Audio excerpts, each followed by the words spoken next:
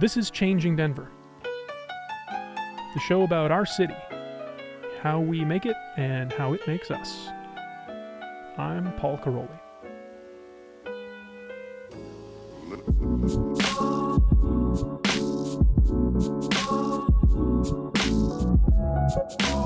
So it's been a while since I put out an episode on this feed, and this isn't really a traditional episode of Changing Denver, so sorry about that. But instead, it's something special, something different. It's a little sneak peek at a new podcast I've been working at with some friends, and it's called Range and Slope. I think it shares some DNA with Changing Denver, but I just happen to be here in the studio, and Ray Solomon, who longtime listeners will know from our Stapleton follow-up episode, neighborhood formerly known as... Oh, it's okay, neighborhood. Paul. Anyway, welcome back, Ray. Thank you, Paul. Ray is a member of this new collective that's producing this new show that I'm a part of. And also we have in the studio Barry, podcast professional, podcast aficionado. And what does that sound right? And friend of Range and Slope. Yeah, friend of Range and Slope. Friend of Range and Slope. I like that. Okay. That's me, Barry. So what do you two think? Will longtime listeners of Changing Denver like Range and Slope? I do. I mean, I think that they like the podcast already because it was about Denver and stories about Denver that they felt might be close to them. And Range and Slope seems like it's going to come along the same thing, which is more people than you hosting, right, Paul? Yeah, that's about right. About right. And maybe our lens is broadening to all the state of Colorado, not just Denver. And maybe we're starting to tiptoe into getting more creative with tunes and music and beats and stuff like that. Yeah, I think so. Okay, so the episode that you're about to hear, let's get right to it, is the first episode from Range and Slope. There will be 2 episodes in the feed by the time you all are hearing this. But the first one was produced by you, Ray, and maybe you want to tell us a little bit about it? Sure. The first episode is a story I did. It's called Aurora in the Village, and I spent several months reporting on the beloved community village, which was that tiny home colony that used to be right across the street from the 38th and Blake Street station and just recently moved to Globeville. And way back last fall, I got the idea that it would be really interesting to do an audio story about the move and collecting sounds from the move. And I knew that the village was going to have to change sites, and I thought it would be a really interesting story to capture. So I started talking to one of the residents and got deeper into her story. And meanwhile, the move kept getting pushed back, and the story kept getting longer and longer. And I got deeper and deeper into Aurora's life, and suddenly I realized, holy cow, I've got a totally different story here. Yeah. I mean, and it's really good. It turned out so good. I can't wait for you all to hear it, and for you all to hear more stories of Colorado more stories and sounds of Colorado.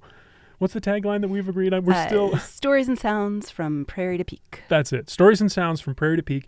The show's called Range and Slope. You can get it wherever you found Changing Denver, and please tell your friends, rate and review us wherever you listen to podcasts. Help us find our audience. New stories on the last day of every month. Okay, and here's that first episode. Thank you two so much for joining. Thanks, no Paul. problem.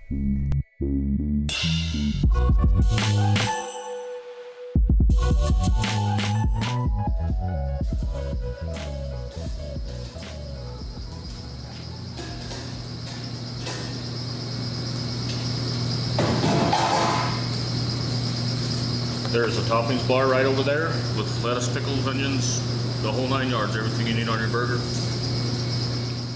A burger is cooking at the Highway Bar and Grill in Dinosaur, Colorado. The cook puts his spatula down and takes a call. He's also the fire chief. If they're trying to take your firearms from you, I'll be one of your first witnesses.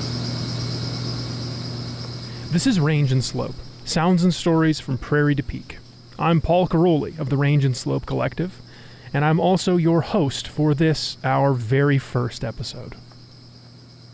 For the past year or so, my friend and fellow Range and Slope Collective member, Ray Solomon, has been reporting on the ongoing saga of the beloved community village. That's the fancy name for the tiny home village that used to be out by the new light rail station at 38th and Blake. And I'm a pretty engaged consumer of local news, so I knew the general outline of the story, Basically, it's an experiment in transitional housing for people experiencing homelessness. But what Ray has put together for us is something more, something deeper, something I'd never heard before. And I'm proud to present it to you now. This is Aurora in the Village. The idea is small, very small. 96 square foot tiny homes. It's also visionary. Arrange about a dozen of those tiny homes on a vacant piece of prime real estate in the middle of the city. Give them to people experiencing homelessness. Ask those people to form a self-governing, intentional community. I struggle with this a lot because land is power. That's Cole Chandler, co-director of the Colorado Village Collaborative, a nonprofit that turned this idea into a reality in the form of the beloved community village in Denver. The biggest part of our struggle is to claim that poor people have a right to the city. And so we're, fighting for land.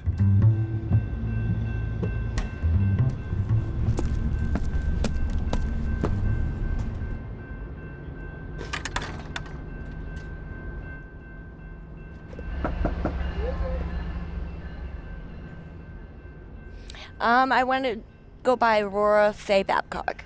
Aurora is one of the village residents. I haven't had breakfast. She's in her early 30s, brown hair dyed a fiery red. Like Fruity Pebbles. She has a fierce, open spirit and an air of latent glamour that animates her startup YouTube channel. Well, it's makeup, DIYs, and nails for people who are on a fixed to low income or no income.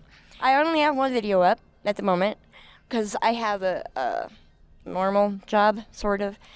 I'm a bathroom attendant. Her sense of humor speaks for itself. This is just minimal of what I carry around. Before coming to live at beloved Community Village, Aurora had been struggling for a long time. Now, I have been on the streets off and on since I was 16.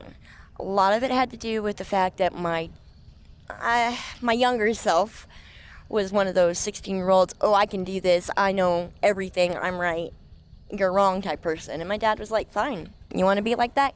Go ahead. You're free. And he sent me out. She described a lot of her life to me almost like a series of events that happened to her.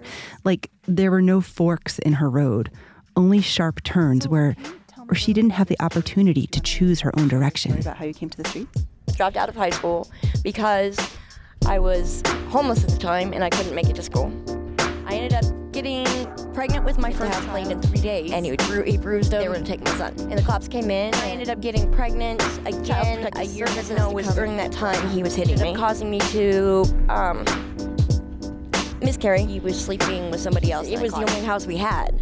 So that was a year, and I got arrested. I could not get myself stabilized. It was impossible. I was just not fully capable of doing it. I got pregnant again. More for my time with my young than I have ever gone through in my entire life. And next thing I know, I have a cop showing up at my door. Anxiety had gotten out of control. And the car broke down. My boyfriend broke up with me, and he took full custody. I was kicked out of that house, and so I was on once more back out on the streets.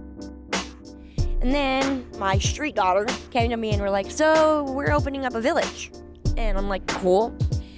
And they're like, "And we want you to be a part of it." And at first I was like, yeah, I'm not gonna go through all the drama to sign up for this.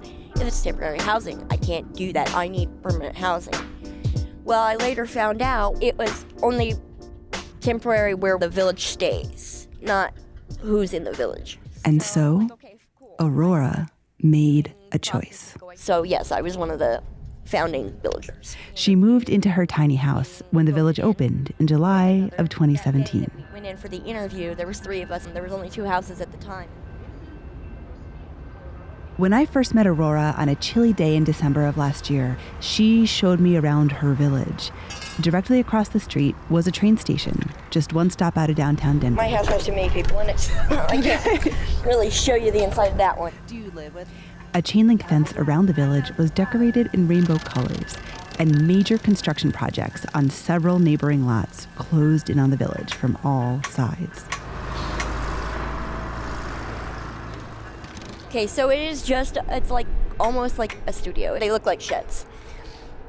The cooking, The cooking is complicated.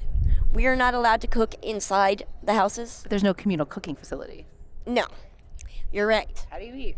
Exactly. So basically... No, the houses had electricity and heat, but there was no running water on site. So basically, we're coming up right now on the porta potties. When I spoke to the architect who designed the buildings, he told me I could think of the tiny houses as wooden tents. But this is the bathhouse. Cool. You don't mind if I go in? No, go ahead. Yeah, we have 2 showers, but one of the nozzles stopped working. We do have a gray water system where it's a 300-gallon water tank because we're not connected to the water system. So a lot of the people don't actually want to shower here, mostly because, unfortunately, the gray water does stink. I shower here, so I can deal with the stink as long as I'm clean. Now, you may have noticed that Aurora tends to speak, well, matter-of-factly about life in the tiny homes. But in the several months that I've known her, she has never been one to complain. I mean, there is some struggles, yes. I really do enjoy having the roof over my head, and I wouldn't ever give up the house for anything less. Probably wouldn't even give up this house for, like, an apartment, because the inside is mine, and I can do anything I want to the inside. It's like teal and pink and purple. I haven't had a real home in about 14 years. But this is your home. Is this a home or is this a house? It's beginning to become a home. I mean, we're still struggling, and I still have a fear in the back of my mind that something bad's going to happen and it's going to get taken away from me. But I'm getting more and more comfortable with it. The thing is, it wouldn't work for everybody. But for certain people, this tiny home concept is just right. Like, this is probably the best thing so far. The shelters suck, they're disgusting, and they're full of diseases and bugs. This is the cleanest option that I've seen. And making that choice was a really important first step. Because of this vicious circle, like being told, oh, go get a job. Well, how can you get a job when you don't have a house to get a shower and clean clothes, but you can't get a house without a job? And, it's just like this cycle that, it sticks with you.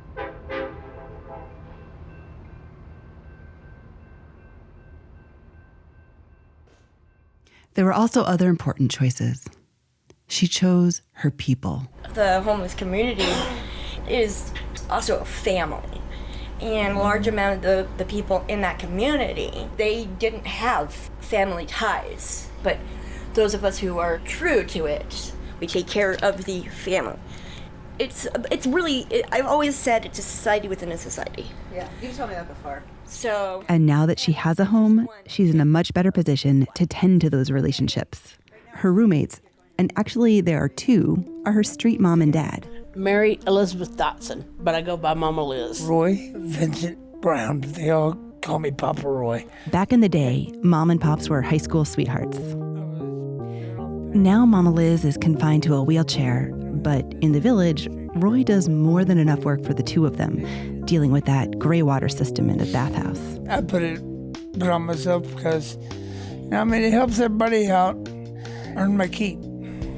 How did you meet Aurora?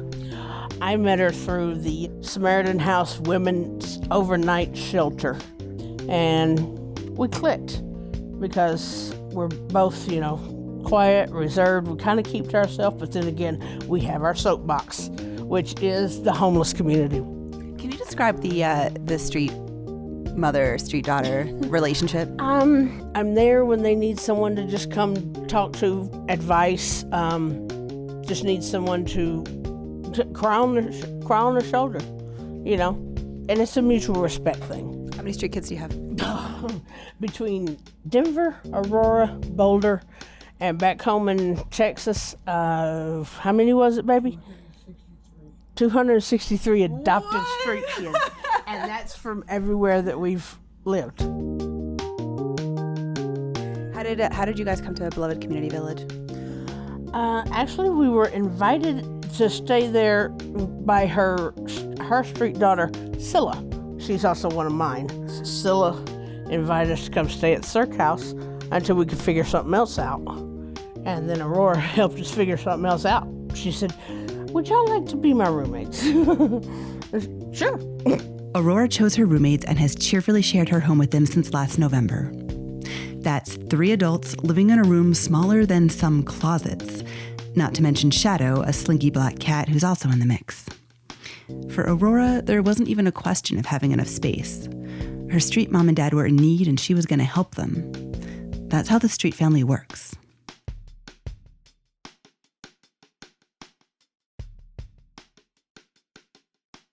The tiny home village concept promises to provide housing at a small fraction of the cost of traditional buildings. But that's only possible because the value of real estate is not part of that calculation. The village is on borrowed land, so it was designed to be moved. Each house can be forklifted intact onto a flatbed truck. The brilliance of the concept is that it can house people on these empty lots in the center of the city, lots that are going to be built up as development fills in. The downside is that the people living there can never get too comfortable where they are. So you give people houses to give them some stability, but then those houses have to move.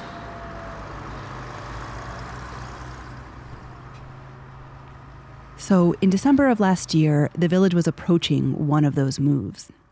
Its lease was ending and its temporary zoning permit was expiring. Also, the owners of the land were eager to develop the lot. A city-owned site was offered up to the village in nearby Globeville, a neighborhood that was anything but welcoming. There were heated community meetings and an emotional city council vote on the lease, where the very fate of the village was at stake. Bullshit, more bullshit. Globeville is not a dumping ground. We don't want it. We're sick of homeless. You cannot come in and just stick a bunch of tiny homes. Once again, Aurora felt powerless. She was pretty sure she wouldn't be able to change anything, so she just wasn't that invested in the discussions about the new site. Mostly she was just dreading the move. How are you evaluating the site? Well, I wouldn't mind having grass around, but I also want to make sure it's easily accessible. My roommate is handicapped. I do want it to be around public transportation. I mean, that's a big thing. She was also aware of how all the new attention focused on the village made her feel less safe. So one day in early March, she told me she had something to show me. She took me around to the side of her house where someone had spray painted the word "you" on the metal siding. It wasn't clear just what that word meant, but Aurora understood it to be threatening.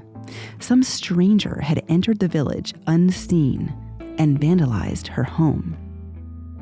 And then, during a city council meeting, I guess, at the meeting, my house was specifically brought up. A Globeville man publicly criticized Aurora's aesthetic choices. There's tiny homes with spray paint on the side of them. There's tiny homes with what looks to be boarded up windows with a sign on the window that says toxic. As a father and a resident of Globeville for 28 years, this is what I don't want my daughter to grow up seeing. He didn't know it, but the subject of his disapproval, that was Aurora's house. The boarded up windows are actually wooden signs. They say sanctuary and forever home, meaningful words for Aurora and her roommates. That toxic sign is just a leftover Halloween decoration, a strip of novelty police tape that she never took down. And the spray paint, well, you know, Aurora wasn't exactly thrilled about her house being vandalized either.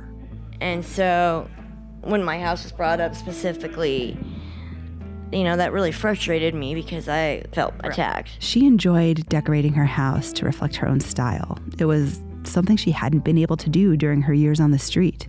So the criticism was an attack on that newfound autonomy to express herself in her space.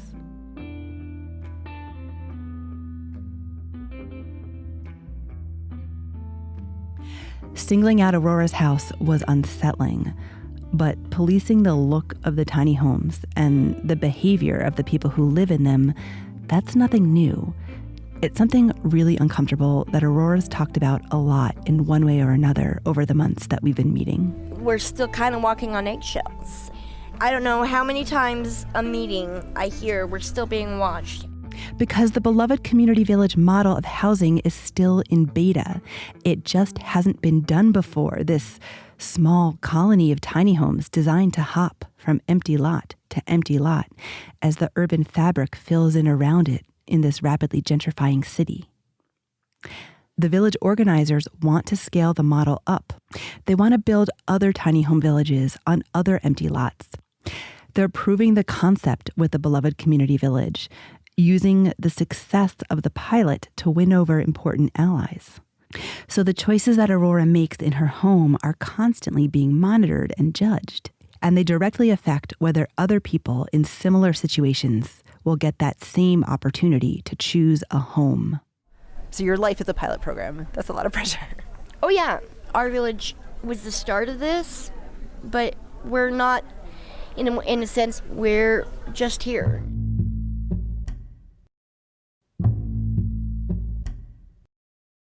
The move went down in late May, and it was just as stressful and disruptive as you'd imagine it would be. But Aurora Mom and Pops went through it together.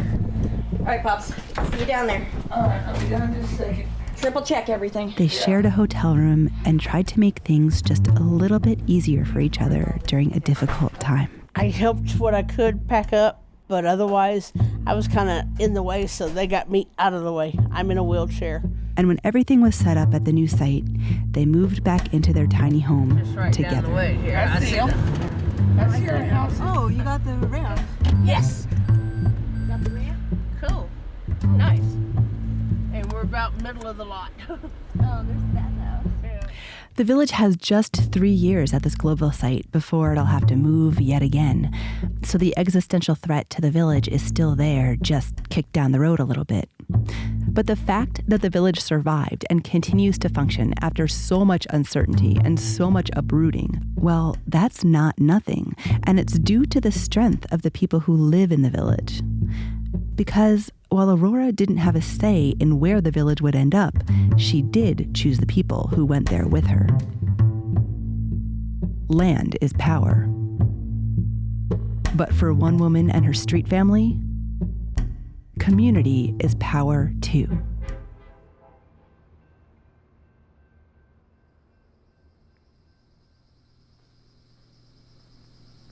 More information on this story and the beloved community village, including pictures and a transcript, at rangeandslope.com. Also, if you really can't get enough beloved community village, join us on August 17th at the Denver Public Library's Central Branch, that's the big one downtown. From 2 to 3 p.m. in the movies and music area, Ray will be moderating a panel featuring Aurora and some of the other people you heard in this month's episode. And I'm excited to see you all in person. So, Range and Slope is a production of the Range and Slope Collective. Today's story, Aurora in the Village, was produced by Ray Solomon, with editorial help from the collective. Our sound print for this episode was recorded by Matthew Simonson. The Range and Slope Collective is Josh Madison, Matthew Simonson, Ray Solomon, and me, Paul Karolyi. We'll be back on the last day of August with more sounds and stories from prairie to peak. Thanks for listening.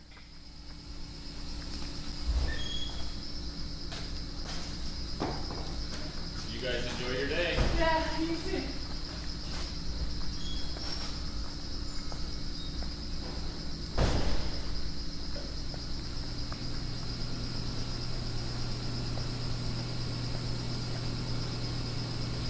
Burger. It's great. Thank you.